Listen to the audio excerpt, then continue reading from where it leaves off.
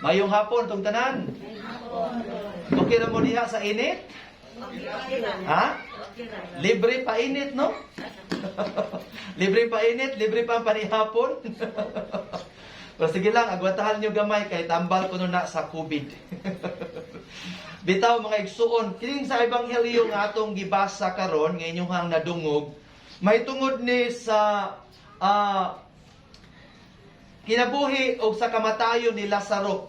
Si Lazaro kay bawta mo tong best friend ni Jesus. Uban sa iyang mga igsuon si Marta o si Maria. Katuning giduaw ni Jesus ang ilahang panimalay matag karon og uniya. Sa dihang namatay si Lazaro, wala diha si Jesus.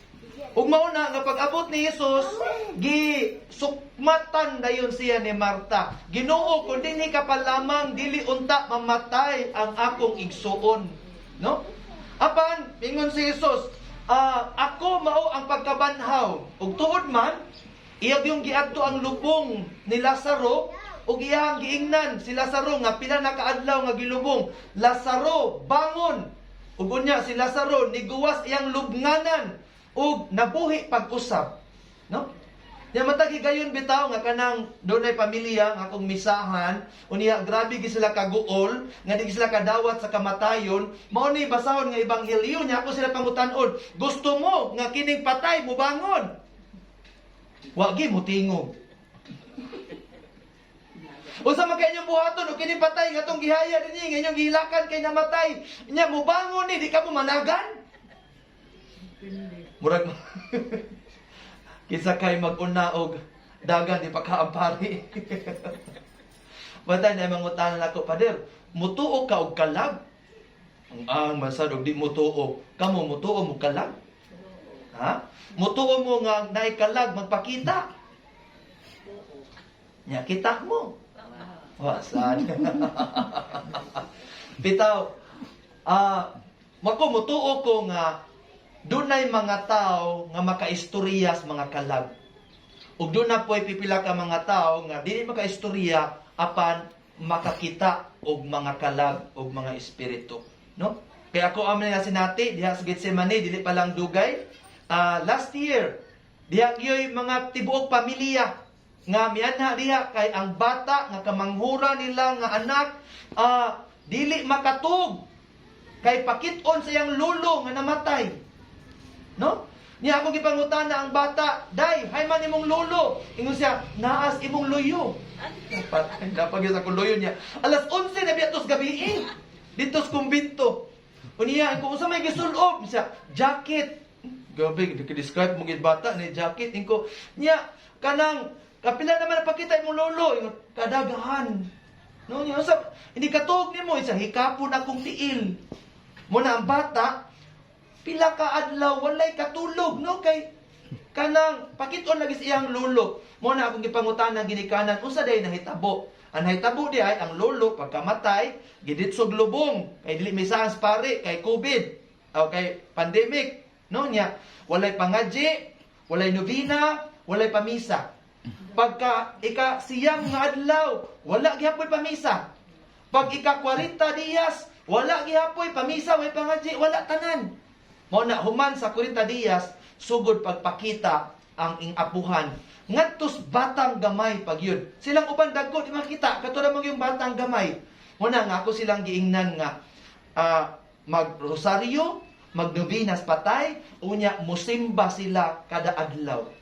Pagtandot ginikanan nga musimba sila, ang bata nahimutang na wala na maghilak.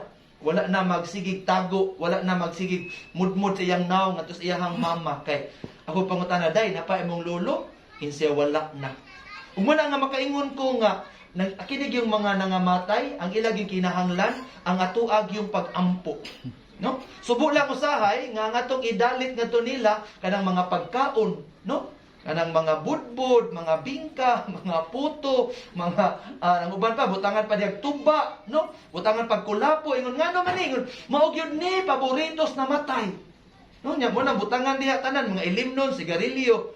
Nya katawanan kayo kay inig ka buhi pa kung muinom ka sab-an. Kung manigarilyo kasab-an, nya kung patay na, hala, pasigarilyo na painom na. So, mo na nga ang gikinahanglan sa mga patay, ang ato ang mga pag-ampo, ang ato ang sakripisyo, ang ato ang pahinungod alang kanila. Bago pa lang, nakamisa ko og usa ka village diha duol na sa ato sa Kasuntingan. Unya didto nakaistorya pug ko og anak sa suki natong manimbahay diha kaniadto. Nya nangutan ako, kumusta man to mama? Wa pakita siya. Wa man ko pakita sa kong mama. Pader, pero nami kauban sa community nga niingon nga ang amo ko nung mama naa sa amo ang kusina naghuwat. Unya ingon siya nga magrosaryo, magampo ni nya ang iyahang Bible pabutang sa altar, ang iyahang rosaryuhan ibutang ibabaw sa Bible, unya magampo mi. Nya yun ang gibuhat, amo nang gibuhat. Unya ningon pagis mama nga katukon nang ako ang ingon kaniadto nga ang amo ang kusina, ang division ipatangtang kay para madako amo ang sala. Nisugot na siya sa una buhi pa wa man siya mosugot. Nahibong siya nga katong iyang higala nakahibaw nga sila ra matatos pamilya. Nahibong siya nganong nakahibaw naman iyang higala nga sa family ra man to nga sulti-sulti. Nganong nakahibaw naman to nga motoy pangandoy niya nga ipaguba ang division para mudako ang ilahang ang lugar sulod sa ilahang balay mo nang makaingon siya nga kanang do na gyud ay kahigayunan ang mga patay nga maka-communicate ngadto sa mga buhi. Ug do na poy mga buhi nga gigasahan nga maka-communicate ngadto sa mga patay. Mao na nga maka-communicate gihapon kita ngadto nila. Siguro dili ta makasulti, dili ta makadungog unsa ilahang tubag, apan kining ato ang pagsakripisyo, paghandom kanila, this is very meaningful alang kanila.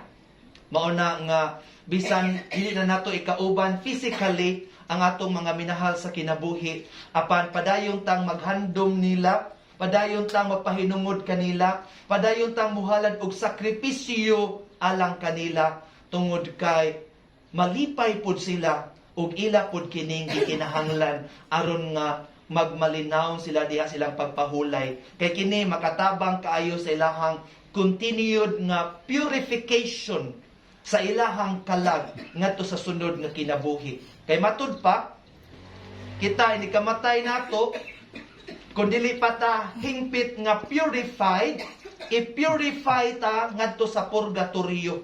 Mano gitawag og purgatorio kay purgahon ta didto, no? I-purify ta didto ta manghimayad sa tanan natong mga kasalanan nga wa pa nato mabayri sa buhi pa ta, sa dili pa ta hingpit nga makasulod ngadto sa langit.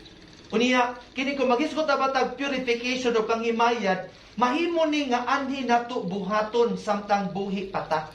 Kay kung dili ta makapanghimayad, dili ta maka-purify sa ato ang kaugalingon samtang buhi pata, adto ni nato mabayran sa sunod nga kinabuhi ngadto sa purgatorio. Muna mingon sila nga dunay madali, dunay madugay pag-istar didto sa purgatorio.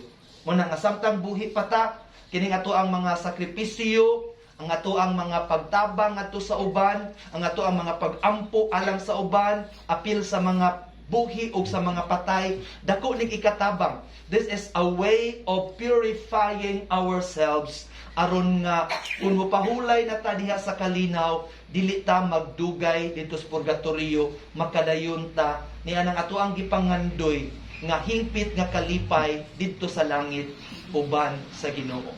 Hinaot pa ang ta. Palihog manindot.